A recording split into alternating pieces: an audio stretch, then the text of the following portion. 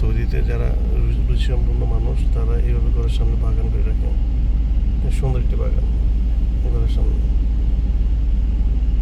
অসাধারণ একটি বাগান। অন্য কোনো বিল্ডিং সামনে একটা বাগান নাই, শুধু এখানে একটা বাগান আছে, সুন্দর একটা বাগান। গাছ দেখো, প্রচুর গাছ।